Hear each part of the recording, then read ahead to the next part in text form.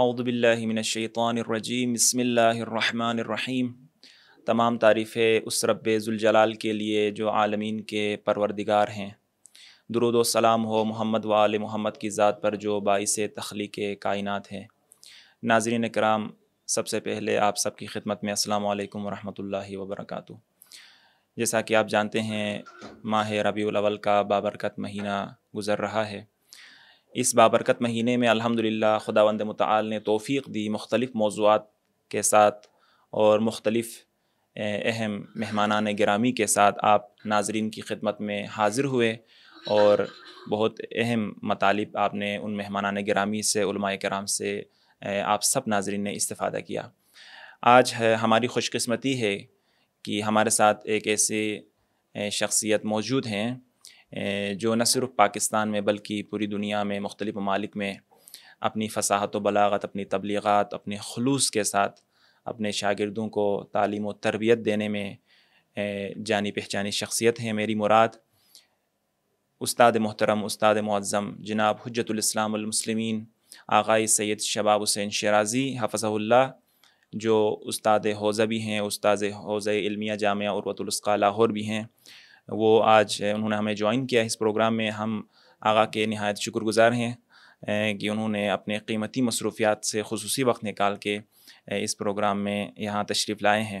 تو ہم آج پھر اس پروگرام میں ایک اہم موضوع کے ساتھ حاضر ہوئے ہیں، اور وہ موضوع ہے اہل بیت علیہم السلام کی سیرت میں اہل سنت کے ساتھ برتاؤ اور حسن معاشرت۔ تو اس موضوع پہ ہم انشاءاللہ آغا صاحب سے استفادہ کریں گے۔ آغا صاحب، امید ہے آپ خیریت سے ہوں گے، تو آپ کا بہت شکریہ، آپ نے خصوصی وقت دیا ہے۔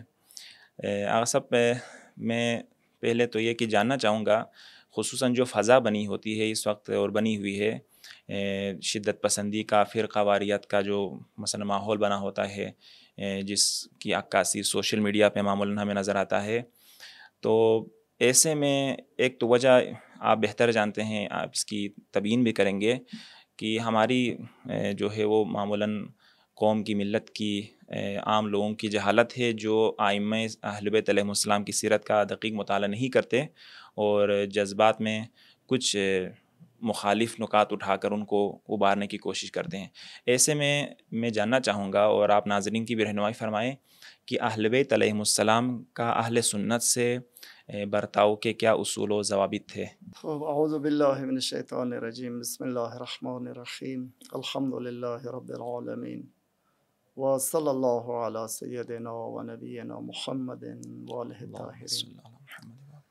وہ آپ نے جو سوال اٹھایا کہ مثلاً ائمہ اہل بیت علیہ السلام کی سیرت میں اہل سنت برادران کے ساتھ برتاؤ اور سلوک کا کیا اصول ہیں، کیا ضوابط ہیں، تو حقیقت یہ ہے کہ یہ سوال آپ کے اس زمانے کا نہیں ہے۔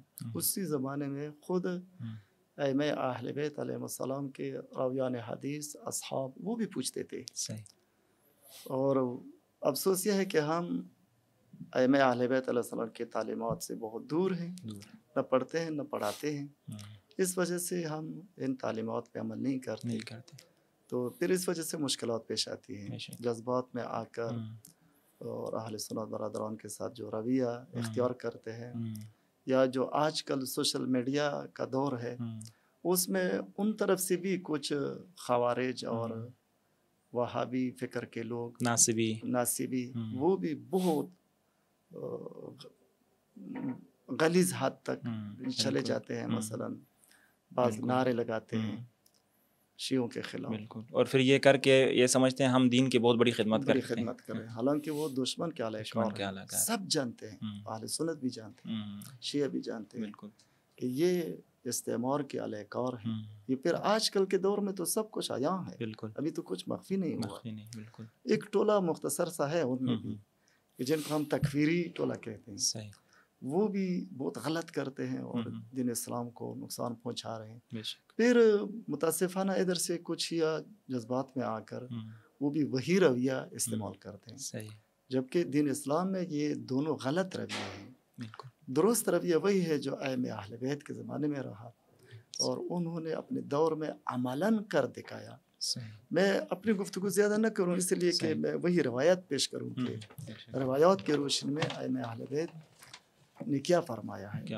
روایت بھی اتفاقاً معاویہ ابن وہب کی ہے، صحیح، معاویہ ابن وہب صحیح، اتفاقاً نام بھی معتبر ترین راوی ہے، صحیح، شیعہ ہے، اثنا عشری ہے، اچھا، اس کا نام معاویہ ہے، معاویہ ہے، معاویہ ابن وہب۔ صحیح، تو یہ قال قلت له، صحیح، یہ روایت مضمرہ ہے، لیکن کہتے ہیں کہ معاویہ ابن وہب صحیح، جیسے جلیل القدر راوی صحیح، کی روایت مضمرہ بھی معتبر ہے، کیونکہ وہ کسی اور سے روایت نہیں کرتے سوائے امام صادق علیہ السلام یا امام باقر علیہ السلام۔ یہ امام صادق امام باقر کے شاگردوں میں سے ہیں، شاگردوں میں سے جلیل القدر ہے، ماشاءاللہ، بہت بڑے عالم دین ہے، وہ تو کسی اور سے روایت کرتے ہی نہیں۔ صحیح، تو ادھر قلت له یعنی لہو یعنی للامام صادق علیہ السلام، صحیح، كيف ينبغي لنا أن نصنع فيما بيننا وبين قومنا وبين خلطائنا من الناس ممن ليسوا على أمرنا۔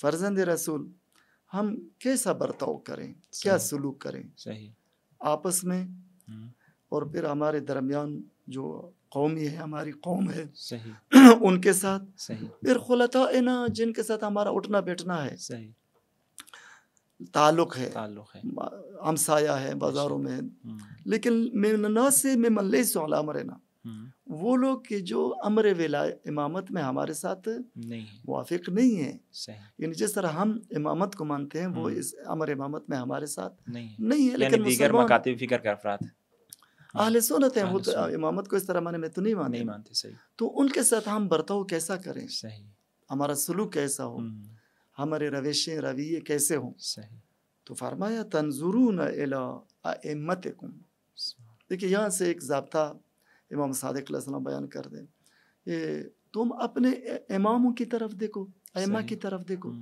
تمہارے ائمہ ان کے ساتھ کیا کرتے ہیں، تم بھی وہی کرو۔ دیکھیں یہ ایک ضابطہ ہے۔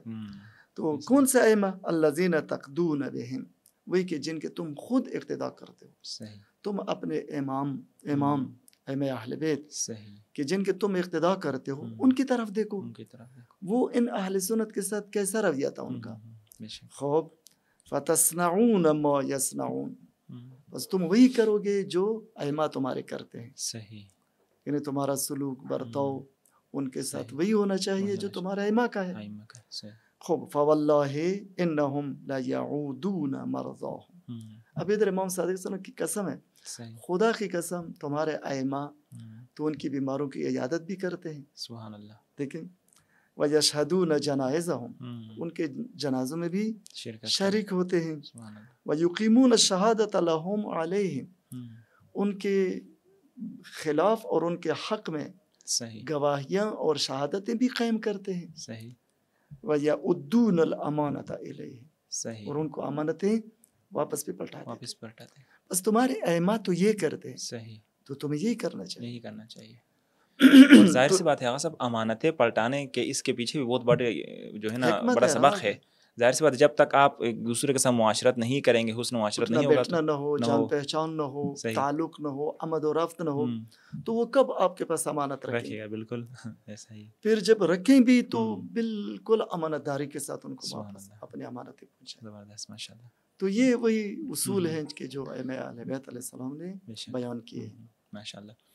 تو آغا صاحب آپ نے واقعاً بہت خوبصورت انداز میں امام علیہ السلام کے اس شاگرد سے روایت کے تناظر میں اہل سنت برادران کے ساتھ حسن معاشرت کے اوپر روشنی ڈالی ہے۔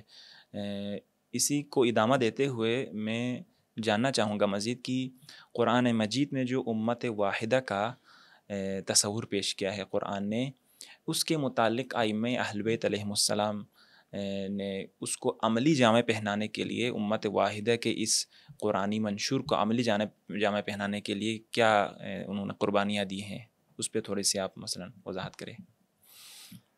بہت بہترین سوال ہے آپ کا۔ قرآن کریم نے امت بننے پر بہت تاکید کیا ہے۔ صحیح۔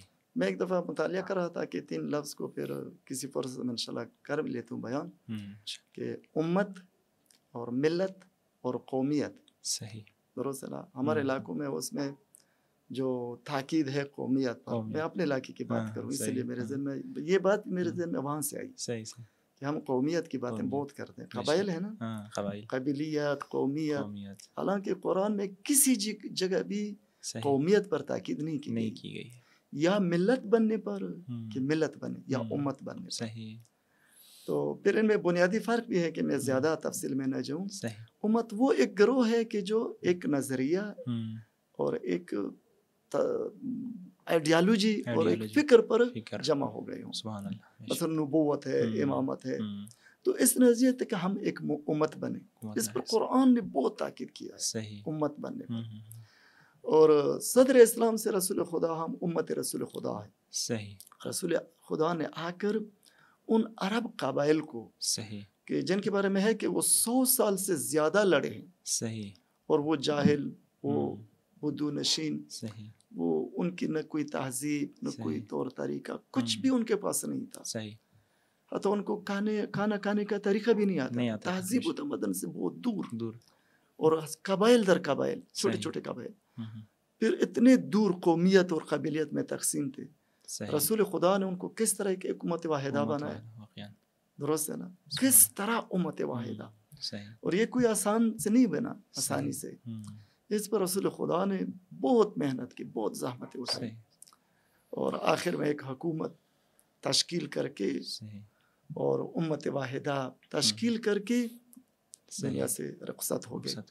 پھر اس کے بعد امیر المومنین کے زمانے میں, تو میں تو اگر کہہ دوں اپنے الفاظ میں کہ امیر المومنین نے امت واحدہ کی تشکیل میں اور امت واحدہ کی بقا میں اور مسلمانوں کو امت واحدہ بننے میں اپنا سب کچھ قربان کر دیا. سبحان اللہ, واقعا بہت کچھ قربان کیا. اگر اس کو بیان بھی کرے کہ کیا کیا قربان کیا, تو ایک لمبی اس کی فہرست ہے کیا کیا قربان. ایسا سب کچھ قربان کیا کہ اگر میں ایک طرف اشارہ بھی کروں تو شاید آپ روئیں گے. نہیں قربان کیا. حضرت فاطمہ زہرا کی وہ کریا و بکا, وہ صرف کس کے لیے, امت واحدہ کے بقا کے لیے. تو یہ سب کچھ قربان کر دیا. اور میں وضاحت کروں کہ مرجعیت دینی و مرجعیت علمی و مرجعیت سیاسی ہمارا بھی عقیدہ ہے, اور ہمارے ائمہ کا بھی عقیدہ تھا کہ یہ ان کا حق تھا, اور یہ اللہ کی طرف سے ان کو دیا گیا تھا. لیکن اس کے باوجود امت واحدہ کے لیے سب کچھ قربان کر دیا. تو ایک لمبی فہرست ہے کہ امیر المومنین نے کیا کیا قربان نہیں کیا.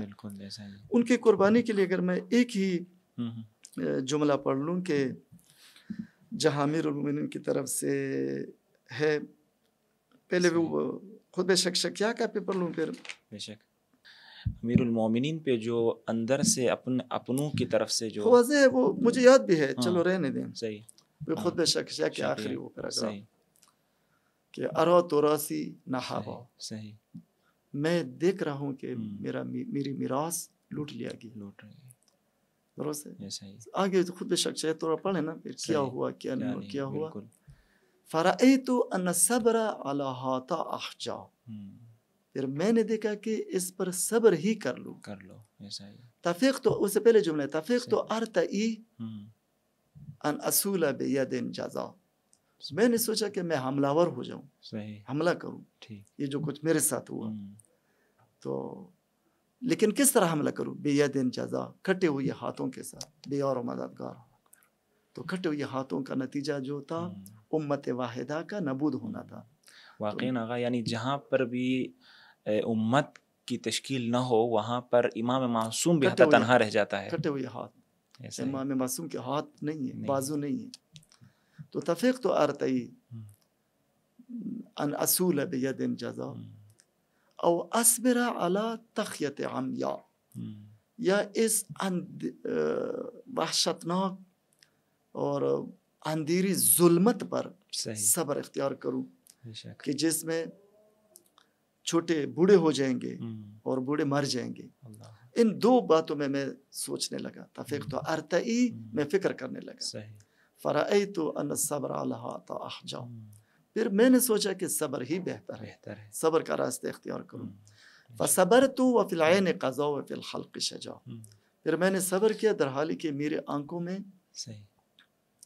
جیسے کوئی خاک کانٹا، خاشاک کانٹا ہاں بالکل، گرا ہوا ہو، وفی حلق شجا، گلے میں ہڈی ہو، گلے میں ہڈی پھنس گئی ہو. سبحان اللہ، تو یہاں تک امیر المومنین نے کیوں صبر کیا؟ آخر کیا وجہ تھی؟ تاکہ امت کا صرف امت واحدہ کی شیرازہ نہ بکھر پائے. شیرازہ بکھر. تو ہم کیوں اس سے آگے بڑھیں؟ ہم بھی بہت سارے چیز پر صبر کریں. امیر المومنین نے بھی صبر کیا ہے. ہم امت کی وحدت کے لیے سب کچھ قربان بھی کریں تو ہمیں اجر ہے، ماجور ہے. ہم یہ واقعاً امت کی اتحاد کی باتیں کوئی سیاسی یا کسی اور جیسے نہ کریں. ہمارا ایمان ہے، ایمان ہے، ائمہ کی سیرت ہے اور حکم خدا ہے. ایسا ہی قرآن کا حکم ہے، قرآن کا حکم اصول ہے. اور جب ایمان ہے ہمارا جیسے ائمہ کا حکم ہے تو سمعا وطاعتا ہم اس کو قبول کرتے ہیں. امت کی وحدت کے لیے سب کچھ قربان کرنے کے لیے ہم تیار ہیں. ماشاء اللہ صاحب، یہ امیر المومنین علیہ السلام کی سیرت سے آپ نے امت واحدہ کے بقا کے لیے انہوں نے جو قربانیاں دی آپ نے وہ پیش کی ہیں. اسی طرح سے آپ اسی کو میں چاہوں گا کہ آپ باقی ائمہ مثلاً امام محمد باقر علیہ السلام، امام جعفر صادق علیہ السلام، جو کہ اپنی تدریسی سلسلے سے زیادہ مشہور بھی ہیں امت میں، تو انہوں نے اہل سنت کے ساتھ کیا اصول و ضوابط کے ساتھ حسن معاشرت کے ساتھ پیش آئے، کس طرح سے اہل سنت کے ساتھ ان کا برتاؤ رہا، حتیٰ ان کے اپنے مجالس میں محافل میں اہل سنت آتے تھے. تو اس کے اوپر بھی تھوڑی سی آپ روشنی ڈالے مہربانی. تو اتفاقاً یہ جو میں نے روایت پیش کی معاویہ ابن وہاب کی، یہ امام صادق علیہ السلام کی روایت تو ہے. صحیح، بالکل. تو یہ ان کی تعلیمات میں سے. ویسے اور پھر میں ایک وہ وسائل الشیعہ، صحیح، حر عاملی کی کتاب، صحیح، انہوں نے باب وجوب عشرت الناس، ابواب اباب ہے نا، بالکل. اور ایک باب کے لوگوں کے ساتھ معاشرت واجب ہے، حتی العامہ. صحیح، یعنی ناس سے مراد ہم آپس میں نہیں ہے، عامہ سے مراد اہل سنت، ان کے ساتھ ہم معاشرت کریں، واجب ہے کہ معاشرت کریں. کس طرح؟ بے اداء الامانت.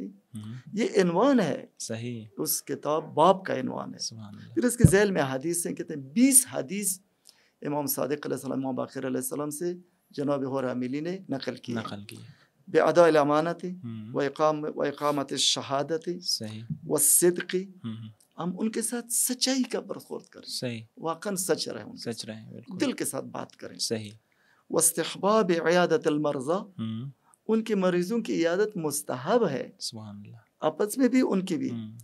وشہود الجنائز، جنازوں میں حاضر ہو جائیں. وحسن الجوار، ان کے ساتھ بہترین ہمسایگی. صحیح. والصلاۃ فی المساجد، یہ دیکھیں بہترین اصول ہیں کہ ہمارے معاشرے میں بھی ان کو سب کو اپنا سکتے ہیں. اگر عمل شروع کریں تو بہت سے نفرتیں ختم ہو جائیں. بے شک ایسا ہی ہوگا. اور یہ باب حر عاملی نے ابواب میں سے ایک باب قرار دیا ہے. یہ باب ہے. پھر اس کے ذیل میں 20 احادیث انہوں نے نقل کی. سبحان اللہ. یہ تو احادیث اور ائمہ اطہار کے فرمان ہیں، اقوال ہیں. خود عملاً ان کی سیرت آپ دیکھ کے مطالعہ کریں. صحیح. امام صادق علیہ السلام کے شاگردوں کے بارے میں ہے کہ صحیح فقط ثقات، یعنی ثقہ راوی امام صادق علیہ السلام کے 4000 تھے. صحیح. اور یہ 4000 سب کے سب شیعہ نہیں تھے، شیعہ نہیں تھے. بے شک. ان میں ایک بڑی تعداد اہل سنت کی تھی. بے شک. تو امام صادق علیہ السلام کے حلقہ درس میں شاگرد شیعہ سنی کوئی فرق نہیں تھا. اور اس طرح یہ اصل تو امام باقر علیہ السلام کے زمانے سے شروع ہوا تھا. بے شک. تو وہ امام صادق علیہ السلام کے پاس آ کر بلا جج کے علوم معارف لے لیتے تھے. حتیٰ یہ امام اعظم اور اہل سنت کے دوسرے ائمہ سارے وہ بھی خود لیتے رہے. بے شک. وہ امام اعظم کا ایک معروف قول ہے نا، لولا السنتان لہلک النعمان. اگر وہ 2 سال، جناب علوسی نے یہ روایت بیان کی ہے، صحیح، امام صادق علیہ السلام کی خدمت میں حاضر نہ ہوتا تو میں نعمان یعنی امام اعظم ابو حنیفہ ہلاک ہو جاتا. اللہ اکبر. تو دیکھیں پھر دوسرے ائمہ بھی ان کے ساتھ علوم و معارف لیتے رہے. تو یہاں سے معلوم ہوتا ہے کہ یہ علوم دینی ان میں شیعہ سنی کا امتیاز نہیں تھا. آخری نقطہ بیان کروں، حتیٰ یہ ابھی اتنی دوریاں پیدا ہو گئی. صحیح. بے شک. ورنہ تھوڑا سا آپ پہلے جائیں، شیعہ سنی مدارس ایک تھے. صحیح. طلاب قرآن پڑھنے کے لیے، حدیث پڑھنے کے لیے، رجال پڑھنے کے لیے، حتیٰ فقہ پڑھنے کے لیے شیعہ طلاب اہل سنت کے مدارس میں جاتے تھے اور اہل سنت طلاب شیعہ مدارس میں پڑھتے تھے. تو یہ تبادلہ علمی تھا ائمہ کے زمانے میں. لیکن کیا کریں، افسوس کے استعمار نے ہمیں اتنا خور و ذلیل کیا، نفرتیں بڑھائی کہ ہم ایک دوسرے سے دور ہو گئے اور ایک دوسرے کے جان کے دشمن بن گئے۔ اللہ اکبر۔ واقعاً آقا صاحب یہ ساری چیزیں آپ نے تاریخ سے واضح کی، ائمہ کی سیرت سے یہ تعلیمات جو ہمیں ملتی ہیں وہ تو ان کے ساتھ اہل سنت کے ساتھ دیگر مکاتب فکر کے افراد کے ساتھ حسن معاشرت کا ہمیں جو ہے درس ملتا ہے۔ یہ سلسلہ رکا رہا تقریباً، یہ انقلاب اسلامی کی قیام تک یہ سلسلہ جو تعلیمات سے آشنا تھے جو علماء کرام، انہوں نے اسی ائمہ کی ہی روش پہ وہ چلتے رہے، لیکن دیگر جو عوام تھے جو جانتے نہیں تھے انہوں نے مختلف جو ہے صورتوں میں، لیکن پھر بھی اتنی شدت کے ساتھ خیر وہ نہیں تھا، لیکن جو ہی انقلاب اسلامی آیا یہ دشمن استعمار سمجھ گیا کہ اب یہ تو پوری امت بن جائے گی، اور پھر ہمارے خلاف، استکبار کے خلاف جو ہے یہ جب امت بن جائیں گے تو پھر ہمیں اس دنیا میں رہنے کی کوئی جگہ نہیں ملے گی۔ تو اس کے بعد جو شدت پسندی آئی اور پھر دشمن کی طرف سے فرقہ واریت اور تشدد کا جو ماحول گرم کیا گیا، اس کو کم کرنے کے لیے، اس شدت پسندی کے ماحول کو کم کرنے کے لیے اور قرآنی جو وحدت امت کا جو پیغام تھا اس کو انقلابی اسلامی نے کس طرح سے زندہ رکھا، اس قرآنی سیرت کو انقلابی اسلامی نے، امام خمینی وغیرہ؟ الحمدللہ وحدت کے داعی ہر دور میں رہے، کچھ دور میں مثلا خاموش ہو گئے ہیں، ختم ہو گئے ہیں، شہید ہو گئے ہیں، لیکن پھر بھی ہر دور میں امت واحدہ کی طرف بلانے والے کوئی بڑی شخصیت اہل اسلام میں سے ابھر کر سامنے آئے ہیں۔ اگر ہم اس کی تاریخ بھی پڑھیں، داعیان وحدت، سید جمال الدین افغانی مثلا سب سے بڑے داعی تھے وحدت، سید جمال الدین افغانی، پھر خود علامہ اقبال ان سے متاثر ہو کر بہت ان کی دلی خواہش اور آرزو تھی کہ امت واحدہ بن جائے مسلمان، اور پھر کبھی یہ حرکت یہ دب گئی ہے، کبھی پھر عروج پر آئی ہے، لیکن حضرت امام کے انقلاب کے بعد اس دعوت میں سب سے آگے، سب سے بڑھ کر حضرت امام خمینی تھے۔ ان کے بعد یہ حرکت دوبارہ تیزی سے آئی، اور پھر جنہوں نے امام خمینی کے انقلاب پر ایمان لایا ہے اور دل سے قبول کیا ہے، تو انہوں نے اپنے دل سے اس حرکت میں تیزی لائی، تو ہفتہ وحدت کا اعلان کیا، اور آپ دیکھیں امام خمینی کی تقاریر اور ان کے پیغامات کہ کس طرح امت واحدہ کے لیے وہ بیان دیتے ہیں، کس طرح ان کے بیانات ہیں، جس طرح ان سر مثلا دل سوزی کرتے ہیں، جیسے اقبال اور سید جمال الدین تھے۔ پھر ان کے نتیجے میں پاکستان میں سب سے زیادہ وحدت کے لیے جو کام کیا، داعی بنے تھے، شہید عارف حسین حسینی تھے۔ انہوں نے بہت محنت کی، وحدت کے لیے بہت کام کیا، اور آج کے دور میں استاد محترم نے یہ بیڑا اپنے کندھوں پہ اٹھایا ہے، یہ ذمہ داری کہ وحدت کے لیے بہت کچھ کیا، انہوں نے بہت کچھ کیا، اور حقیقت یہ ہے کہ یہ وہی کام ہے کہ جو دشمنان اسلام کو ہرگز اچھا نہیں لگتا، خاص کر یہ جو تکفیری ٹولہ ہے، صحیح، بالکل، ان کو سب سے زیادہ نفرت استاد محترم سے ہے۔ صحیح، حالانکہ اگر ہے تکفیری ٹولہ تو سنی ہے نا، تو یہ تو سنیوں کے ساتھ کام کرنا چاہتے ہیں، لیکن وہ کیوں نفرت کرتے ہیں؟ وہ کہتے ہیں کہ ہمارے لیے مشکل یہی ہے، ہم چاہتے ہیں، حتیٰ میں ان کے تکفیر کے ایک آدمی تھا، ہمارا ایک دوست، ان سے ملاقات ہوئی تھی، ان کا ایک بڑا آدمی تھا، تو ہمارے دوست وہ نقل کر رہا تھا کہ میری ملاقات ہوئی، اور وہ یہ کہہ رہا تھا کہ ہم یہ چاہتے ہیں کہ تفرقہ بڑھائیں اور نفرتیں بڑھائیں، ہم تو یہ چاہتے ہیں مسلمانوں کو شیعوں سے دور کریں اور شیعوں کو مسلمانوں سے دور کریں۔ ادھر سے استاد محترم بڑے بڑے اہل سنت کو بلا کر ہمارے کام پر پانی پھیرتے ہیں کہ ہمارے لیے سب سے بڑا درد یہی شخص ہے، اور وہ تکفیری تو اسلام سے دور ہے، ان کی تو غرض یہی ہے کہ اسلام میں نفاق پھوٹ پھیلا کر اپنے اقاؤں استعمار کے ایجنڈے پہ عمل کریں، لیکن ہم کیوں پیچھے رہیں؟ تو ان اصولوں کے لیے الحمدللہ انقلاب اسلامی کے بعد بہت بڑا کام ہوا، بہت حرکت آ گئی، مقابل میں نفرتیں اور تفرقہ پھیلانے والے بھی بہت آ گیا، اب بالکل آمنے سامنے ہیں۔ اب امت اسلام پاکستان میں دو گروہ ہیں، ایک تفرقہ نفرتیں مسلمانوں میں پھیلا رہے ہیں، اور ایک گروہ وحدت محبت اور امت واحدہ کی دعوت دے رہا ہے۔ تو اب ہر ذی شعور کو سوچنا چاہیے کہ کون سی دعوت مفید ہے اسلامی اصولوں کے مطابق ہے، کون سی دعوت اسلام کے مطابق ہے، کون سی دعوت ائمہ اہل بیت کی تعلیمات کے مطابق ہے، اور کون سی دعوت ان دو دعوتوں میں استعمار کی خدمت کر رہے ہیں، اسرائیل کی، امریکہ کی اور دیگر استعماری طاقتوں کے ایجنڈے پہ چل رہے ہیں۔ اور اگر صاحب میں آپ کی بات کاٹ رہا ہوں معذرت کے ساتھ، یہ آپ نے قائد شہید علامہ عارف حسین الحسینی علی اللہ مقامہ کے متعلق آپ نے بتایا کہ وحدت کے بہت بڑے داعی تھے، تو میں نے خود استاد محترم سے سنا تھا ان کے متعلق کہ وہ حتیٰ اتنے پابند تھے وحدت کے اصولوں کے کہ حتیٰ انہوں نے کبھی زندگی میں کبھی کسی نے ان کو ان کی نجی محفل میں بھی حتیٰ کسی اہل سنت کے کسی مقدسات کی یا خدا اہل سنت کی کوئی حتیٰ کی یا توہین کی ہو، یہ ان کے خصوصیات میں سے خود استاد محترم ان کی کسی برسی کے موقع پہ ارشاد فرماتے تھے۔ اور خود شہید عارف حسینی سے بھی جب پوچھا گیا کہ آپ نے 4 سالہ دور حکومت کیسے گزاری، تو انہیں بھی یہاں تک کہنا پڑا، یعنی وحدت کے لیے انہوں نے اتنی قربانی دی تھی کہ لوگ خود اپنے نادان جو ہے ان کو معاذ اللہ مثلا کوئی وہابی کوئی تکفیری کہتا تھا، تو عارف حسینی شہید نے فرمایا کہ مجھے یہ 4 سال جو ہے اپنے آپ کو شیعہ ثابت کرنے میں لگ گئے۔ یہ واقعاً ان کی مظلومیت اور انہوں نے جو وحدت کے لیے کام کیا اس کا منہ بولتا ثبوت ہے ان کا یہ جملہ۔ اور وہی کام آج استاد کے بارے میں بھی ہو رہا ہے کہ ان کو کبھی اسماعیلی بنانے کی کوشش کی جا رہی ہے، کبھی ان کو وحدت کی وجہ سے یہ سارا ایسا ہی ہے۔ بے شک یہ ساری چیزیں جو ہو رہی ہیں یہ ہمارے استاد کو وہی وحدت کا صلہ مل رہا ہے اور ان کو جزا دے رہے ہیں، کیونکہ شہید کے ساتھ بھی ایسا ہی ہوا۔ اور یہ بات بھی درست ہے، میں نسبتاً شہید کے ساتھ زیادہ تو نہیں رہا ہوں، لیکن ہم تھوڑی بہت سعادت ہمیں نصیب ہوئی ہے کہ ہم ان سے پڑھتے رہے۔ تو حقیقت یہ بھی ہے کہ ان کی نجی محافل میں، نجی گفتگو میں محبت اہل بیت اور مومنین کے درمیان وحدت اور محبت کے علاوہ کچھ بھی نہیں تھا۔ سبحان اللہ۔ اور عام مسلمانوں کے درمیان بھی ان کا یہی طرز تفکر تھا، ان کا یہی ان کی فکر تھی۔ سبحان اللہ، ماشاء اللہ۔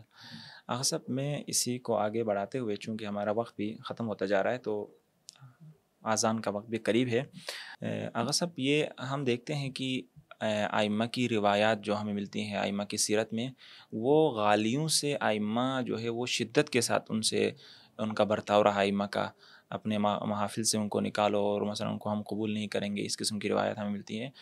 اس پہ آپ تھوڑی روشنی ڈالیے گا، اور اس کے مقابلے میں اہل سنت کے ساتھ پھر ائمہ کا نرم رویہ ہمیں نظر آتا ہے، تو اس کے بارے میں چونکہ لوگ ایک معمولاً سوال پوچھتے ہیں کہ ہمیں غالی پسند ہے لیکن ہمیں مقصر پسند نہیں ہے، تو اس قسم کے نظریات مثلا آج کل عام ہو رہے ہیں، اس وجہ سے آپ اس کے اوپر تھوڑی روشنی ڈالیے گا۔ اس سلسلے میں عرض یہ ہے کہ دیکھیں، میں نے خود جب اس باب میں روایت بہت پہلے سے میں پڑھتا تھا کہ ائمہ اہل بیت علیہ السلام کی روایات عامۃ المسلمین اہل سنت کو بھی شامل ہے کے بارے میں وہ ہے کہ حسن معاشرات، نرمی، محبت، ان کے جنازوں میں شرکت، ان کے نمازوں میں شرکت بہت تاکید کی گئی ہے کہ ان کی بیماروں کی عیادت، اس طرح سے جو ابھی میں نے معاویہ بن وہب امانتیں اب ان کے پاس رکھنا، پلٹا دینا، معاویہ بن وہب کی روایت جو پڑھی اس پر بہت تاکید کی گئی ہے۔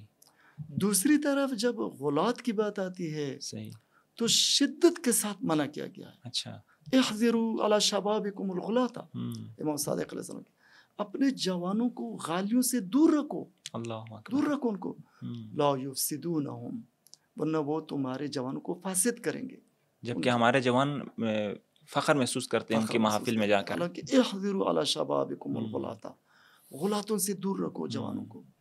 یہاں سے پھر میں نے سوچا کہ ائمہ اہل بیت کے اس سلسلے میں اگر ہم روایات کا مطالعہ کریں تو 3 قسم کے روایات ہمیں ملتے ہیں۔ نواسب کے بارے میں، ناسبی، خوارج، کہ وہ لوگ کہ ناسبی وہ لوگ ہیں کہ ائمہ اہل بیت اور اہل بیت نبی صلی اللہ علیہ وآلہ کے ساتھ دشمنی، عداوت اپنے دین کا حصہ سمجھتے ہیں، یہ ناسبی ہے۔ تو ناسبی کے بارے میں بھی سخت سے سخت روایات ہیں، اچھا، کہ ناسبی کے ساتھ ہاتھ نہ ملاؤ، ناسبی کے ساتھ مل جل نہ کرو۔ پھر یہ کہ لأن الناسب لنا اہل البیت انجس من القلب، اللہ اکبر، جو اہل بیت نبی، ائمہ اہل بیت کے ساتھ دشمنی کرتا ہے اور دین کا حصہ سمجھتا ہے، یہ تو کتے سے بھی زیادہ نجس ہے۔ اچھا، اور ناسبی کا مد مقابل درست متضاد غالی ہے. غالی ہے. غالی کیا کرتا ہے؟ صحیح. جو اہل بیت کے ساتھ دوستی محبت اس حد تک بڑا کر کے اہل بیت کو مقام ربوبیت اور مقام الوہیت تک لے جاتا ہے. بس غالی محبت میں حد سے نکل گیا ہے اور ناصبی دشمنی میں حد سے نکل گیا. تو دونوں کے بارے میں سخت سے سخت روایات ہیں. بے شک کہ غالیوں کے ساتھ اٹھنا بیٹھنا نہ کرو. پھر ان کے درمیان اعتدال نقطہ صحیح وہ بہترین نقطہ ہے کہ اس پہ ہم باقی رہے عام مسلمان شیعہ بھی اور اہل سنت بھی کہ جو اہل بیت کے ساتھ محبت اجر رسالت سمجھتے ہیں. شیعہ بھی سمجھتے ہیں, اہل سنت بھی سمجھتے ہیں. ان کے آپس میں تعلقات پر بہت تاکید کی گئی ہے. ان کے ساتھ حسن معاشرت کریں, ان کے ساتھ زندگی کریں, ایک وحدت کریں, امت واحدہ بنے. اگر ہم امت واحدہ بنے تو غلات کو اور نواسب کو اپنے صفوف سے نکالیں, یہ باہر کریں. غالی بھی مسلمان نہیں ہے, مشرک ہے, اور ناصبی بھی مسلمان نہیں ہے. ان دو کے علاوہ درمیان والے مسلمان ہیں, اسی لیے شیعہ ہو یا سنی. اسی لیے دونوں طبقہ سب وحدت کے دشمن ہے. غالی بھی جب مثلا اہل تشیع کے تو لڑ جاتے ہیں کہ بالکل وحدت نہیں کرو, اور ادھر سے ناصبی یہی کہتے ہیں. بالکل. اور کچھ گروہ فعال ہیں ہمارے ملک میں صحیح ناصبیت کی شکل میں, اور کچھ فعال ہے غلات کی شکل میں. حتیٰ غلات کی صورت میں یہ ممبروں پہ آ کے مثلا جوانوں کو خراب کر رہے ہیں. ایسے ہی کرتے. ان کو یقین ہے کہ اگر یہ مسلمان یہ بات سمجھ گئے کہ ناصبی اور غلات دونوں گمراہ ہیں صحیح, تو یہ مسلمان ہم اپنے صفوف سے باہر نکالیں گے. بے شک. پھر ہماری خیر نہیں ہے. اس وجہ سے وہ فضا کو آلودہ کرتے ہیں.